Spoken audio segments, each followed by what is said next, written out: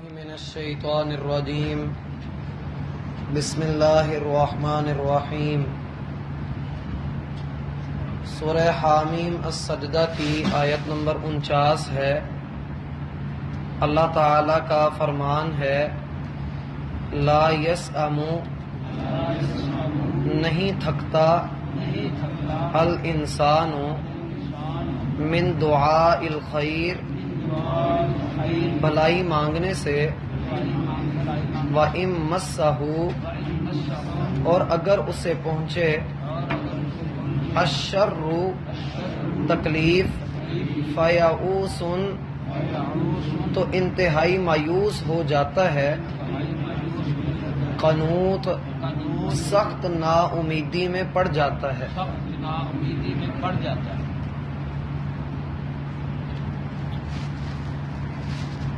احباب گرامی، یہاں سے اللہ رب العالمین اب انسان کی فطرت کے ان اندازوں کو بیان کریں گے جو انتہائی باریک بینی سے سمجھنے والے ہیں، اور یہ بھی کہ اللہ کے سوا کوئی ایسا نہیں ہے جو اتنی گہرائی سے انسان کی کمزوریوں سے واقف ہو، اور پھر یہ بھی کہ وہ اسے اپنی رحمت کے ساتھ خبر دے۔ یہ اس کا احسان ہے کہ وہ انسان کو ان باتوں کی خبر دیتا ہے جن کے بارے میں اکثر اوقات انسان خود لا علم ہوتا ہے۔ اس لیے اللہ رب العالمین قرآن کریم میں سورہ نجم میں ارشاد فرماتے ہیں فَلَا تُزَكُّوا أَنفُسَكُمْ، یہ مت کہو کہ تم بڑے پاک صاف ستھرے ہو، اللہ بہتر جانتا ہے کہ کون اس سے کتنا ڈرتا ہے، اور اللہ تم سے زیادہ بہتر جانتا ہے کہ تم کیسے ہو۔ تو انسان قطعاً یہ دعویٰ نہیں کر سکتا کہ یا میں جانتا ہوں یا میرا رب ہی جانتا ہے۔ اصل چیز یہی ہے کہ رب ہی جانتا ہے، تو نہیں جانتا۔ یہاں پر انسان کی طبیعت اور مزاج کے حوالے سے اللہ رب العالمین نے دو باتیں کی ہیں۔ فرمایا لا یسأم الانسان من دعاء الخیر، انسان اپنے لیے بھلائی مانگتے تھکتا نہیں ہے۔ یہ ہمہ وقت ایک ہی سوچ اور ایک ہی فکر کے ساتھ رہتا ہے کہ مجھے فائدہ حاصل ہو، گھر میں ہو تب بھی فائدہ ہو، سویا ہوا ہو تب بھی فائدہ ہو، جاگتا ہو تب بھی فائدہ ہو، تجارت پہ ہو تب بھی فائدہ ہو۔ غرض یہ کہ پوری زندگی اس کی فوائد میں گزرے، اس کو فائدے ہی حاصل ہوں، اس کا نقصان کہیں نہ ہو، ذرے کے برابر بھی اس کو کوئی مصیبت، کوئی پریشانی، کوئی تنگ دستی اس کے اوپر نہ آئے۔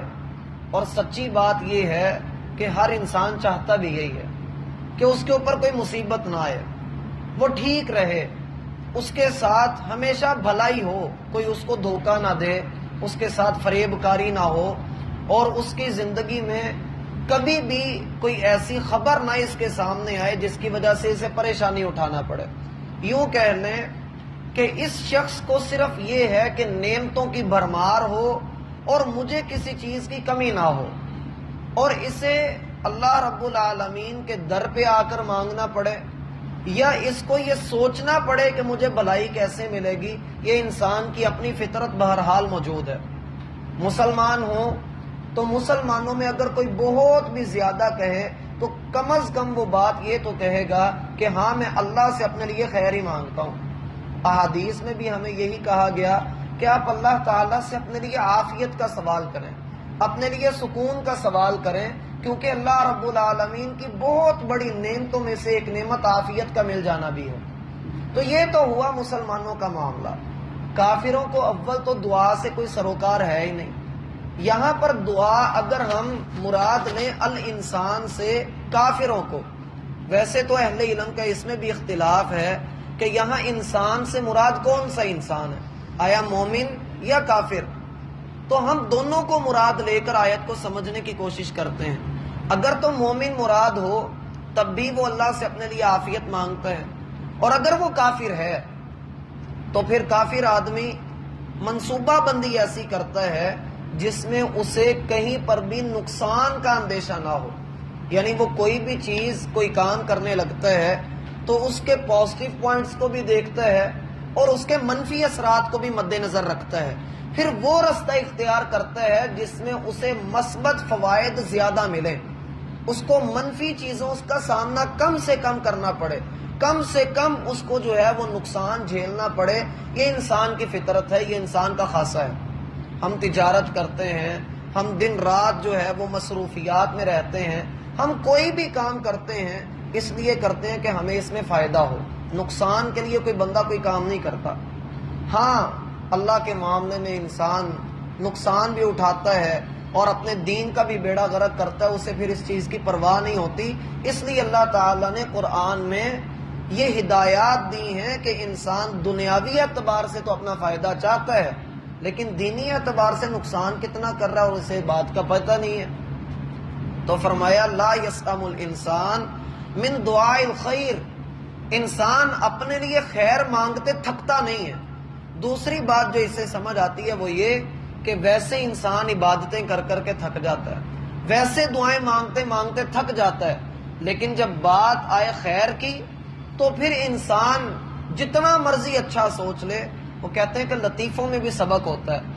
اکثر ایک لطیفہ سنایا جاتا ہے کہ آؤ ہم تمہیں کام دیتے ہیں اور کام یہ ہے کہ تمہیں 1,00,000 روپیہ ماہانہ تنخواہ دیں گے، تو کام کیا ہے؟ سوچنا یہ ہے کہ 1,00,000 روپیہ آنا کہاں سے ہے۔ انسان یہ سوچ رکھتا ہے کہ مجھے فوائد کہاں سے کیا زیادہ حاصل ہو سکتے ہیں، تو یہ اس طرح کی سوچوں سے تھکتا نہیں ہے۔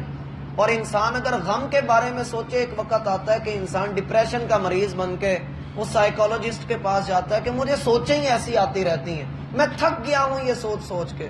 تو یہ چیز کہ اللہ رب العالمین کتنی گہری بات ہمارے سامنے رکھ رہے ہیں، لا یسأم الانسان من دعاء الخیر، انسان اپنے لیے خیر مانگتا، بھلائی مانگتا تھکتا نہیں ہے۔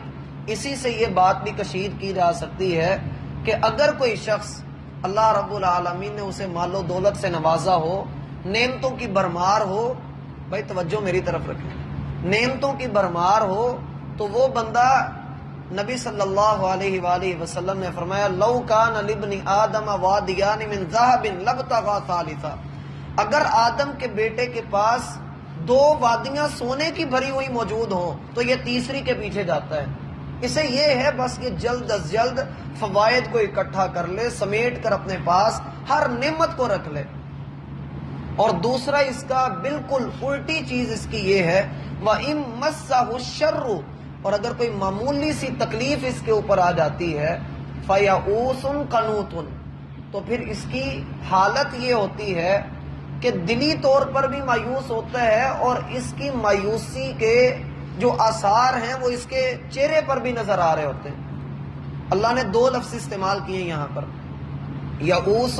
اور قنوط،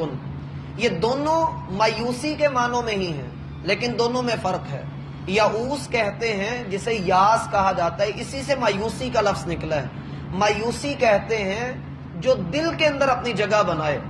جو دلی طور پر بندے کو نا امید کر دے، مایوس کر دے، اللہ کی رحمت کے بارے میں دھوکے میں مبتلا کر دے کہ تجھ پر اللہ نے رحمت نہیں کرنی، تو جس مصیبت میں پھنس گیا تو بس اس سے نکل نہیں سکتا، تو مارا گیا، تو لوٹا گیا، تیرا سب کچھ جو ہے وہ غرق ہو گیا۔ فرمایا انہ لا ییأس من روح اللہ الا القوم الکافرون، یہ جو عادت ہے دلی طور پر نا امید ہونے کی، یہ کافروں کی عادت ہے۔ اس لیے کہا جاتا ہے کہ مایوسی کفر ہے، اور یہ بات بالکل درست ہے۔ دوسری بات اللہ نے فرمائی قنوط، انسان نا امید ہو جاتا ہے، مایوس ہو جاتا ہے، اور قنوط ایسی مایوسی کو کہتے ہیں جو دل میں بھی ہو اور چہرے پر بھی نظر آ رہی ہو۔ آپ کہہ سکتے ہیں یئوس ان کا تعلق انسان کے دل کے ساتھ ہے یعنی روح کے ساتھ ہے، اور قنوط ان کا تعلق انسان کے جسم کے ساتھ ہے۔ اور ہم اکثر ایسے لوگوں کو دیکھتے ہیں کہ ان کو معمولی سا کوئی نقصان ہو جائے تجارت میں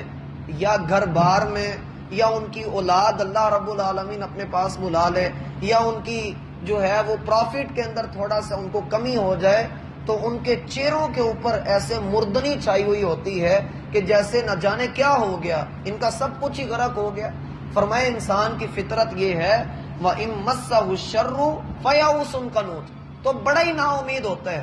اور اللہ رب العالمین نے یہ اس کی آخری حالت ذکر کی ہے۔ اس سے پہلے کے کئی درجے ہیں جو قرآن دوسری جگہوں پر بیان کرتا ہے۔ مثلا ایک جگہ پہ اللہ تعالیٰ فرماتے ہیں وَإِذَا مَسَّ الْإِنسَانَ الضُّرُّ دَعَانَا لِجَنبِهِ، جب انسان کے اوپر کوئی تکلیف آتی ہے، کوئی مصیبت آتی ہے، کوئی فتنے کے اندر اس کو مبتلا کیا جاتا ہے، کہیں اس کی آزمائش اور کسوٹی ہونے لگ جاتی ہے، تو پھر یہ شروع میں اپنے پہلو کے بل لیٹ کر، کھڑے ہو کر، بیٹھ کر، چلتے پھرتے اللہ اللہ کرتا ہے، اللہ کو پکارتا ہے، بڑی دعائیں کرتا ہے کہ اللہ مجھے اس مصیبت سے نکال دے۔ ایون کہ اس میں مشرک آدمی بھی ہو تو وہ بھی اللہ کو ہی پکارتا ہے، حتیٰ کہ اتنا اللہ کو پکارتا ہے جس کی کوئی حد نہیں۔ لیکن ہوتا کیا ہے، اگر تو اس کی مصیبت کو اللہ دور کر دے،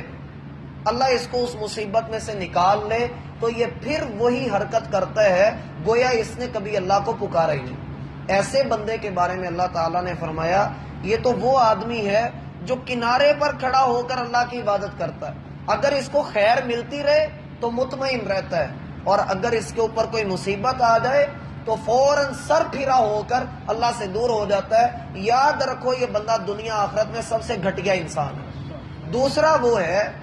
کہ جس کو اللہ تعالیٰ نے مصیبت سے نہیں نکالا، ابھی یہ اپنی مصیبت کے اندر ہی پڑا ہوا ہے، اس نے جلد بازی سے کام لیا اور مصیبت کو یہ خیال کر لیا کہ یہ کبھی ختم ہونی نہیں۔ اب جب اللہ اس کو دور نہیں کر رہا تو ٹھیک ہے، اللہ نہ دور کرے، میں اسے دور کروں گا، اور پھر حرام رستے کا ارتکاب کر کے یہ مصیبت سے نکل تو جاتا ہے لیکن بڑی مصیبت کو اپنی طرف بلا لیتا ہے۔ اس لیے فرمایا وَإِن مَسَّهُ الشَّرُّ فَيَئُوسٌ قَنُوطٌ، جب اس کو کوئی مصیبت پہنچتی ہے تو بڑا نا امید ہو جاتا ہے۔ اسی لیے رسول اللہ صلی اللہ علیہ وآلہ وسلم نے تلقین فرمائی کہ تم میں سے کوئی بندہ دعا میں جلد بازی نہ کرے،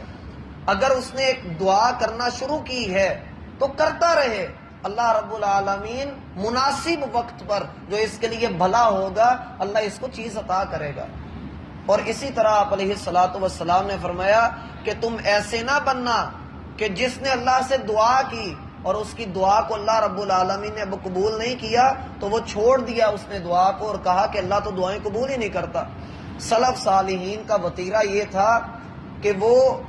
کہا کرتے تھے، ان میں سے ایک بزرگ نے کہا کہ مجھے 20 سال ہو گئے اللہ سے ایک دعا مانگتے ہوئے، نہ اللہ نے میری دعا ابھی تک قبول کی ہے اور نہ میں مانگتے مانگتے تھکا ہوں، میں مانگتا جا رہا ہوں۔ چلو دعا اگر اللہ کے ہاں قبول نہیں ہو رہی، اجر کا ذریعہ تو بن رہی ہے۔ وَإِن مَسَّهُ الشَّرُّ فَيَئُوسٌ قَنُوطٌ، بندے کو چاہیے کہ بندہ اس فطرت سے پیچھے ہٹے۔ نبی صلی اللہ علیہ وآلہ وسلم نے فرمایا تعرف الی اللہ فی الرخاء یعرفک فی الشدہ، تم اللہ کو اپنی خوشحالی میں یاد رکھو، اللہ نے جو فراوانیاں تمہیں عطا کی ہیں تم ان میں اپنے رب کو یاد رکھو، جب تم پر کڑا وقت آئے گا، مشکل وقت آئے گا تو تیرا رب تجھے یاد رکھے گا، تیری مدد کرے گا۔ اور اگر انسان ایسا نہیں کرتا، مصیبت کے اندر ہی فقط اللہ کو یاد کرتا ہے، تو ایسا بندہ اللہ کے ہاں بڑے بدترین انسان ہے۔ اس لیے ایسی کیفیت سے اور ایسے مزاج سے بچنا چاہیے۔ اسی لیے مشہور حدیث ہے کہ مومن کا معاملہ اللہ کے ہاں بڑا زبردست ہے، اللہ کو بڑا ہی پسند ہے مومن کا زندگی کا معاملہ۔ اس کی زندگی دو چیزوں کے گرد رہتی ہے، اگر اس کو کوئی نعمت ملے تو اللہ کا شکر ادا کرتا ہے اور شکر اس کے لیے بڑی بہترین چیز ہے، اور اگر اس پر کوئی مصیبت آئے تو صبر کرتا ہے اور صبر بھی اس کے لیے بڑی بہترین چیز ہے۔ تو اللہ رب العالمین کے لیے بندے کو خوشی میں بھی اور غمی میں بھی اللہ کو یاد رکھنا چاہیے، اور بالخصوص خوشی غمی میں بدعات سے پرہیز کرنا چاہیے۔ انسان خوشی میں بھی ایمان سے ہاتھ دھو بیٹھتا ہے اور غمی میں بھی ایمان کو چھوڑ دیتا ہے، تو دونوں جگہوں پر اللہ سے دعا کرنی چاہیے کہ اللہ میرے ایمان کو ثابت قدمی رکھنا، میں کوئی ایسی حرکت نہ کروں جس سے تو ناراض ہو۔